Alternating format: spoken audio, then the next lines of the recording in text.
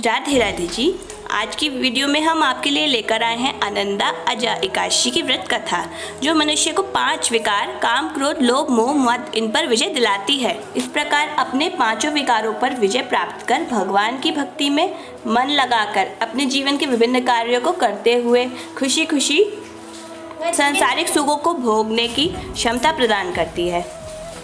और यह एकादशी का व्रत यदि आप ना भी करें और इसकी कथा सुने तो आपको वही शुभ पुण्य फलों की प्राप्ति होगी जो अश्वमेध यज्ञ के कराने पर याचक को प्राप्त होते हैं। तो व्रत की कथा कुछ इस प्रकार है। अर्जुन ने कहा, हे पुंडरीकाक्ष, मैंने श्रावण शुक्ल एकादशी पुत्रदा एकादशी का आपसे सविस्तार वर्णन सुना। अब आप कृपा करके मुझे भाद्रपद मास के कृष्ण पक्ष की एकादशी के विषय में बताइए। इस एकादशी का क्या नाम है और इस व्रत का क्या विधान है? इसके करने से किस फल की प्राप्ति होती है? तब श्री कृष्ण ने कहा, हे कुंती पुत्र, भाद्रपद मास की कृष्ण पक्ष की एकादशी को अजा एकादशी कहते हैं। इसका व्रत करने से मनुष्य सभी पापों से मुक्त होकर इस लोक और परलोक में की अनुभूति कर पाता है। इस व्रत के समान संसार में कोई अन्य यत्न नहीं है जो मनुष्य के जीवन को बदल सके और उसे पापों से मुक्त करा सके। अब ध्यान पूर्वक अजा एकादशी व्रत की कथा का श्रवण करें। पौराणिक काल में भगवान श्री राम के वंशज अयोध्या नगरी में चक्रवर्ती राजा हरिश्चंद्र नाम से एक राजा राज्य करते थे। राजा अपनी सत्यनिष्ठ और ईमानदारी के लिए बड़े ही प्रसिद्ध थे। एक बार देवताओं ने इनकी परीक्षा लेने की योजना बनाई। राजा ने स्वप्न में देखा कि ऋषि विश्वामित्र ने उनसे सारा राजपाट दान स्वरूप ले लिया है। तब सुबह विश्वामित्र वास्तव में आंख खुलने पर उनके द्वार पर आ खड़े हुए और बोले, हे राजन, तुमने सपने में मुझे अपना राज्य दान कर दिया था, वही लेने आया हूँ। तब राजा ने सत्यनिष्ठ व्रत का पालन करते हुए संपूर्ण राज्य विश्वामित्र को सौंप दिया। अब विश्वामित्र कहते हैं, राजन, मुझे आज दक्षिणा स्वरूप 500 मुद्राएं और दे दो।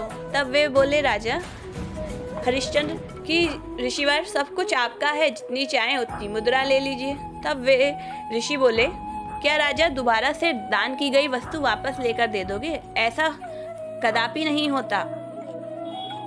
तब अपनी सत्यनिष्ठ व्रत पर चलते हुए राजा हरिश्चंद्र ने 500 मुद्राओं को पूर्ण चुकाने के लिए खुद को, अपनी पत्नी और बेटे को बेच दिया। हरिश्चंद्र राजा ने स्वयं को एक डोम को बेच दिया जो शमशान भूमि में लोगों का दाह संस्कार का काम करवाता था, और स्वयं एक चांडाल के दास बन गए। चांडाल के यहाँ कफन का काम करने लग गए, किंतु इस आपत्ति भरे हुए काम को करते हुए भी उन्होंने सत्यनिष्ठ व्रत और सत्य बोलने का साथ बिल्कुल नहीं छोड़ा। जब इस प्रकार कई वर्ष बीत गए तो अपने इस नीच कर्म पर उन्हें बड़ा दुख हुआ करता था और सोचने लगे एक दिन कि वह इस सब से भला कब मुक्त होंगे, और मुक्त होने के लिए उपाय मन ही मन सोचने लगे।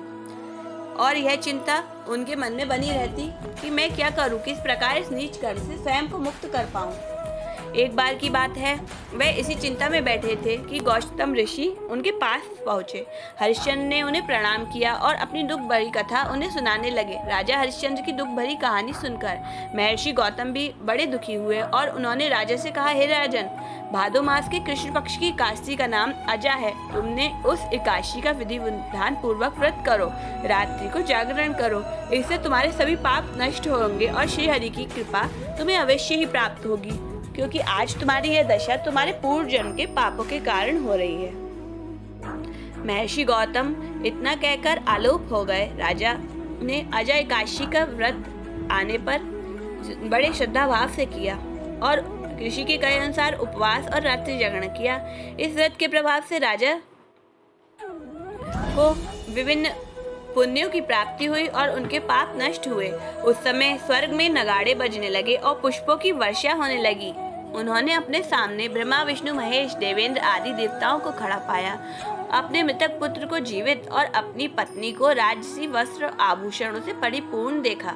इस व्रत के प्रभाव से ही राजा को पुनः अपने राज्य की प्राप्ति हुई। वास्तव में एक ऋषि ने राजा की परीक्षा लेने के लिए यह सब कौतुक किया था, परंतु अजा एकादशी के व्रत के प्रभाव से ऋषि द्वारा रची गई सारी माया समाप्त हो गई और अंत में सत्यवादी राजा हरिश्चंद्र अपने परिवार सहित स्वर्ग लोक को गए और उन्हें श्री हरि का सानिध्य प्राप्त हुआ।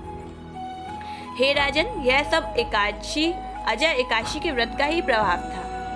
जो मनुष्य इस उपवास को विधि विधान पूर्वक करते हैं, प्रभु का रात्रि जागरण करते हैं, उनके सभी पाप नष्ट होते हैं और वे अंतिम समय में स्वर्ग को प्राप्त होते हैं, मोक्ष को प्राप्त होते हैं। इस प्रकार एकादशी व्रत की कथा श्रवण मात्र से भी मनुष्य को विभिन्न पुण्य फलों की प्राप्ति होती है और व्रत करने की महिमा तो अपार ही है।